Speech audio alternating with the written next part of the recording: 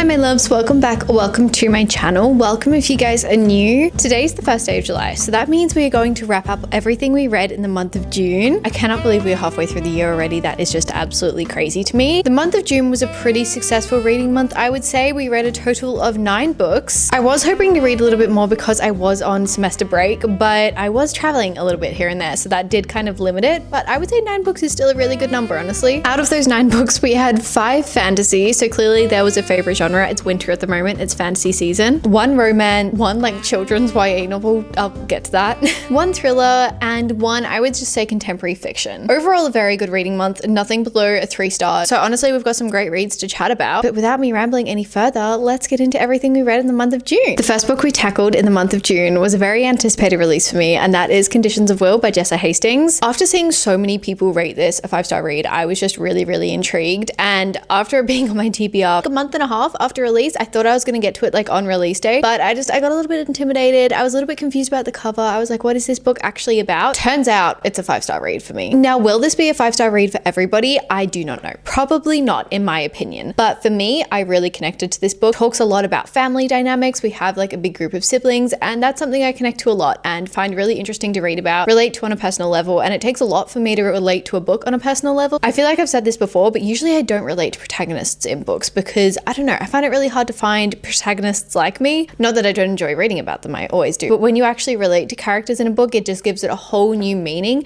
You just see yourself in that character, and it's really exciting. So if you didn't know what the Conditions of Will is about, like me when I entered this book, we are following Georgia, who has been living in London for a long time now. She kind of doesn't really talk to her family very much. She has 3 other siblings, and one day she gets a text from her sister saying that their dad has passed away. So she travels back to South Carolina for the will reading, for the funeral, and it just kind of explores a lot of family dynamic, how people deal with grief in different ways. She had a very interesting relationship with her father, but I honestly found it really interesting. I loved our characters, as I said. I wasn't sure if this was going to be a 5-star read, but after I finished it, I kind of just couldn't stop thinking about it. It was one of those books that once you finish, you just can't stop thinking about for ages after finishing it, and that to me constitutes as a good book and probably a 5-star read, and especially when you find yourself so emotionally attached to the book, another reason for a 5-star read. So I highly recommend this. The cover does make more sense now that I've read it as well, as usual for a Jessa Hastings book. I do really appreciate that all her covers are hand-drawn. I think that's really fun and really fascinating, and still kind of a unique thing that doesn't really happen a lot anymore. Went in with very little expectations, or just very little idea of what I was going to be reading about, and came out very happy. The next book I read in the month of June was The Rebel Witch. This is the 2nd installment in the Crimson Moth / Heartless Hunter duology. I read The Crimson Moth when it came out. Actually, I read it pre-release last year,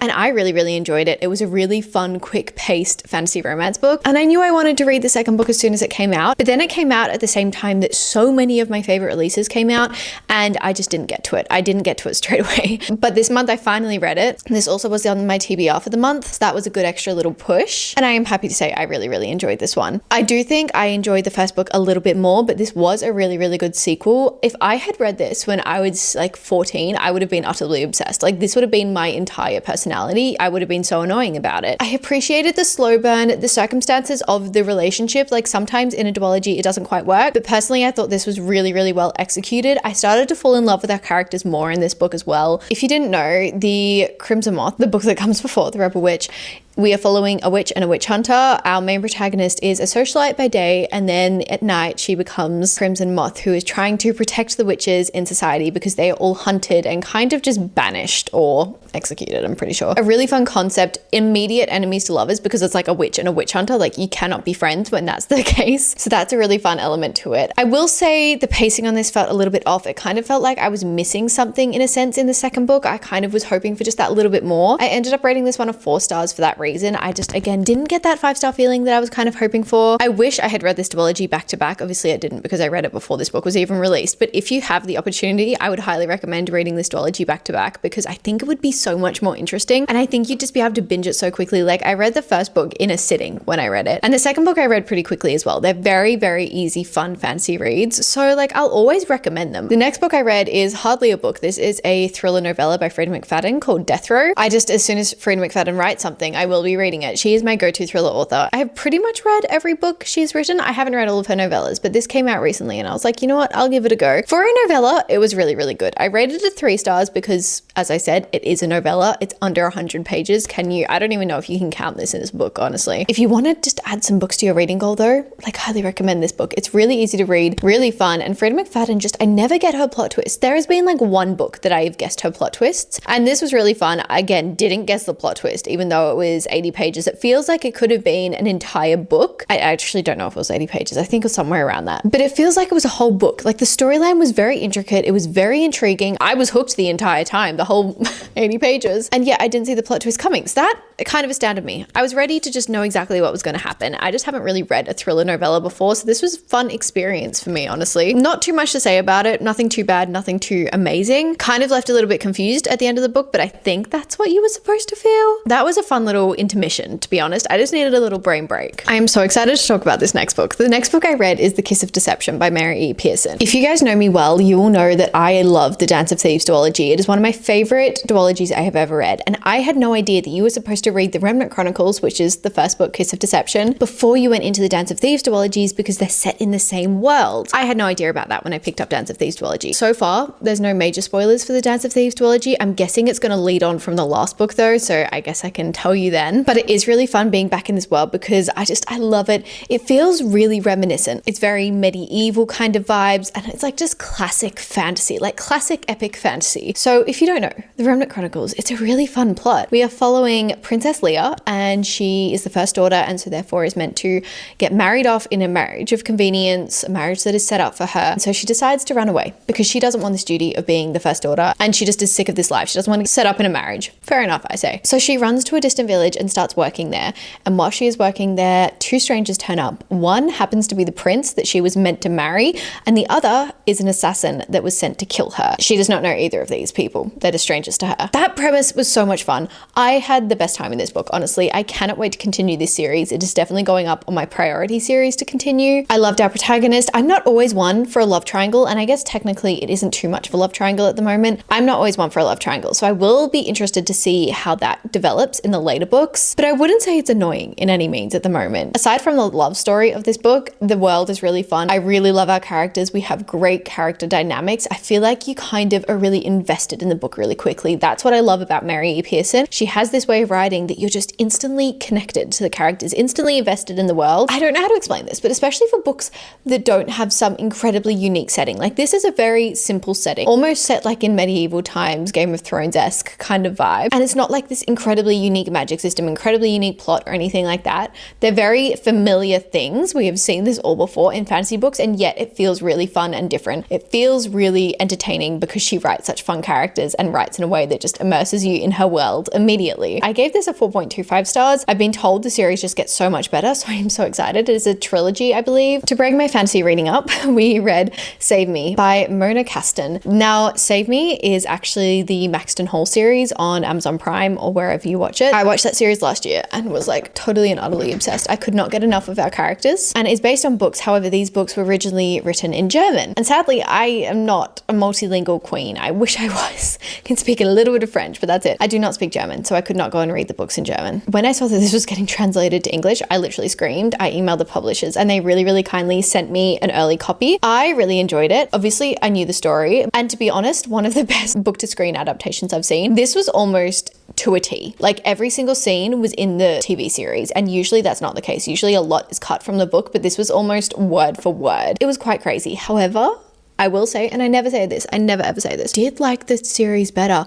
I think just the chemistry was a little bit stronger in the series. That's the only difference, like in the TV series rather than the book series. That's the only difference I can think of, but I would say I liked it a tiny bit better. I know, craziness. I never say that. However, I am really excited to continue this series. Let's see when they're getting published. Okay, so the first book, Save Me, comes out in July. That's when you guys can read it. The second book comes out in September, and then the third book is in November. I am so excited to continue this series. Like, I cannot wait. And I also cannot wait for the new TV series to come out. So I gave this a 4 stars. Probably could have been a 3.5, but if I read this just on its own, it probably would have been a 3.5 because I had the actors in my head and I was just thinking of them whilst I was reading this. It was bumped up a little bit. I had a really fun time reading this. Literally read it in a day. It was so easy. I'm not going to talk about this next one too much because it's very basic, but you guys know I've been working my way through the series of Unfortunate Events. This is a reread for me. I read them when I was very young and I'm just obsessed with Lemony Snicket's writing. These are the best brain breaks in the world. Like, I love them so much. So this is the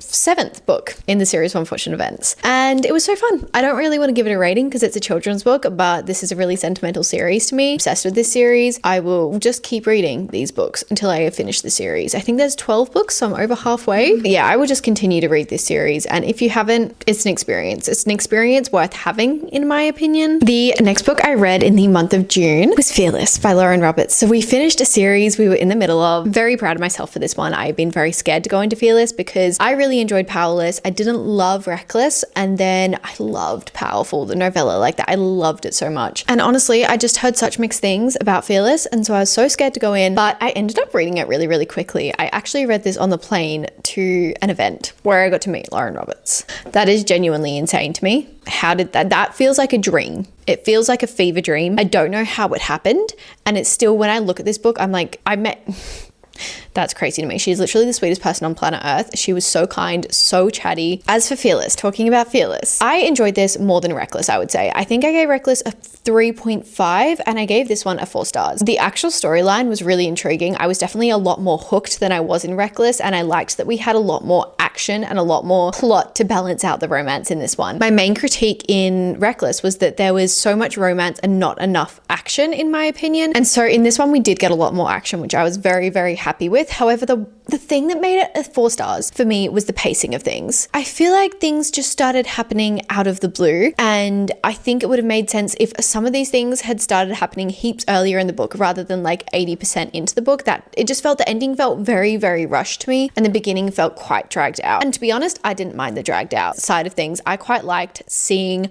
things start to unfold slowly rather than just being like kind of thrown at me. And then things just started, happening left, right, and center towards the end of the book. And whilst I didn't hate those things that were happening, it felt a little overwhelming. Yeah, I kind of felt like if things had been paced a little bit slower, it would have made a little bit more sense to me. Does that make sense? I hope so. And to be honest, it's funny I say that because I'm pretty sure, this is like a 500-page book. It's not a short book by any means. I have so many thoughts about this series. And the other thing I would say is that it feels like Reckless and Fearless. They could almost be like things that happen in Fearless could have happened in Reckless, and then things that happened in Fearless could have been spanned out over a longer time period, if that makes sense. But overall, I wasn't mad about this book. I actually really enjoyed it. The ending kind of blew me away. I wasn't really expecting that ending, to be honest. Not my favorite of the series. I think Powerful actually takes that crown. Very excited for her new novella for that reason, because she writes novellas really fun. Let me know your thoughts on it, because I know that some people absolutely love the entire series. Some people only liked the first book in the series. I'm kind of somewhere in between. I enjoy them. I think they're really fun books to read, but I'm not necessarily obsessed with them. I am obsessed with this next book. This next book is A Torch Against the Night. This is the second book in the Ember Quartet. You know, I started the series at the beginning of the year, and I recently bought the next 2 in this series, and I am,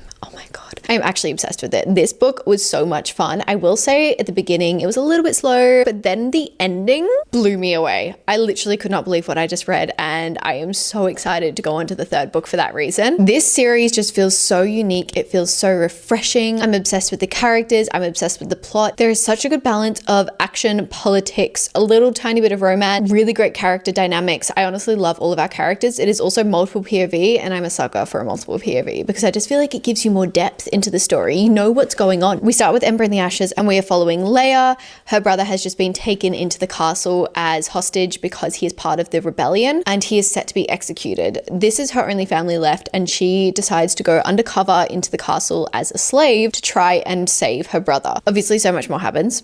Like so much more. That is the very initial premise, and I cannot recommend this series enough. I cannot wait to continue it. I do think I'm going to be finishing this series very, very soon, because I've also heard after the third book, you need to go into the fourth book immediately. And I'm very happy and grateful that I started it now, because the fourth book is already out. So I don't have to wait, because I know you guys had to wait quite a while for the fourth book to come out. So I'm very excited that I can just continue this series at once. The only reason this wasn't a 5-star read for me is just because the pacing felt a little bit slow in the middle. It kind of was dragging out the tiniest bit in the middle, but other than that, I was genuinely obsessed the entire time, and I love our characters so much. Also, the name Elias is one of the coolest names I've ever read about, honestly. And then the final book I read in the month of June was Enchantra. Now, I actually finished this today, but we're counting it in June because I genuinely read the last 5% this morning, so we're counting it as a June read. And this is the sequel to Phantasma. I read Phantasma last year, kind of when it was starting to get a little bit of hype, and I actually really enjoyed it. I'm not usually one for a dark romance, and I wouldn't say this is necessarily dark. I would just say it's a spicy fantasy romance, and the same for Enchantra, I don't think it was dark. I just think it was a little bit spicy. We do deal with like a lot of gothic themes. I had so much fun with this book. I literally am obsessed with this book. I liked Phantasma. It wasn't amazing for me, but I liked it.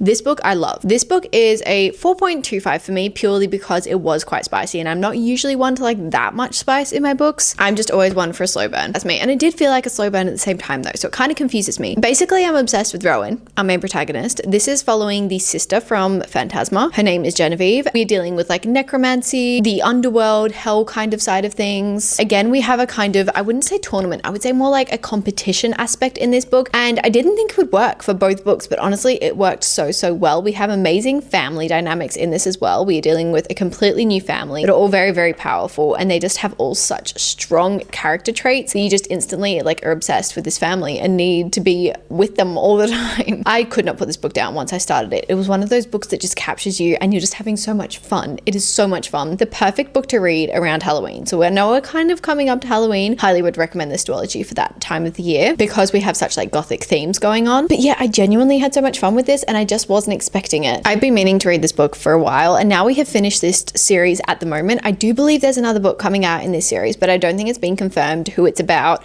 what the title is, the release date, anything like that. However, I will be continuing the series because it's so much fun. In a way, it reminds me of Twilight. Like the feeling I get when I read Twilight is what I get when I read this book. Not saying that's a bad thing because I love the Twilight series. It's a guilty pleasure of mine. So take that with good intentions. It's a really addictive, fun read, and the main protagonist, Rowan, quickly become one of my favorite book boyfriends I have read about in a long time. Also, just the chemistry between these two, the banter, the wit was so good. I had been craving that for a while because honestly, I don't get that in every fantasy romance book I read. I feel like I don't have too much more to say on that one. But yeah, that is everything I read in the month of June. A very successful reading month. If you've made it to the end of here, I can't remember if I did it in my last wrap up, but I want to start commenting your top read of the month if you stayed to the end of the video, because I do get a lot of my recommendations for you guys. The Ember and the Ashes quartet, that was literally recommended by you guys. So yeah, let me know what your favorite read of the month was. I love reading through your guys' comments. Thank you so much for watching to the end. It really truly means so much to me. I don't think you guys quite know how much you mean to me. We also just hit 30k on this channel, which like it makes me want to cry. I get so emotional when I think about it because I have been wanting to be a booktuber since I was